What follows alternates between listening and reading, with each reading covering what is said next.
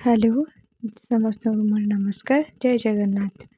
आज रविवार सकाळु वर्षा लागिकी रही तो बाबा कहले कि रुटी सहित किसी तरकारी बना खाइबा। तो मु भाविली कि छेचा मसला देकी तरकारी करदेले भल हुअंता। तो मु आलू पोटल कखारु को छोट छोट कर काटिदेली जेमती तरकारी टाइप कटा हुए।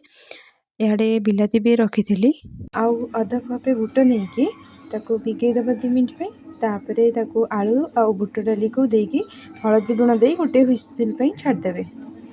आउ एपटे तरकारी कि आमे पोटल को छाणीबा। पोटल छाणला बेले से टिके लुण पकईदबा आउ आको भाजी हेबा जाके छाड़ीदबा। आमे एपटे प्रस्तुत करिबा छेचा मसला पे आमे नबा 2टा पियाज रसुण गोटे आउ ता सहित अदा टिके नबा ताको भले से छेची दबा अदा रसुण को आ पियाज काटिकी रखी। एठी मोर गोटे मिस्टेक हो गला कि मोर जो बुट आलू ताको जो प्रेशर कुकर बसईली से वीडियोटा मोर प्रथमे रहा दरकार आ सेटा मोर पोटल भाजीबा परे रही जाइए।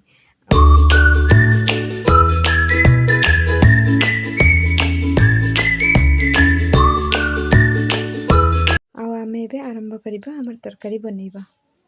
3, 2, 1 आ एठी हम करेरे तेल पकेकी पियाज पकेया।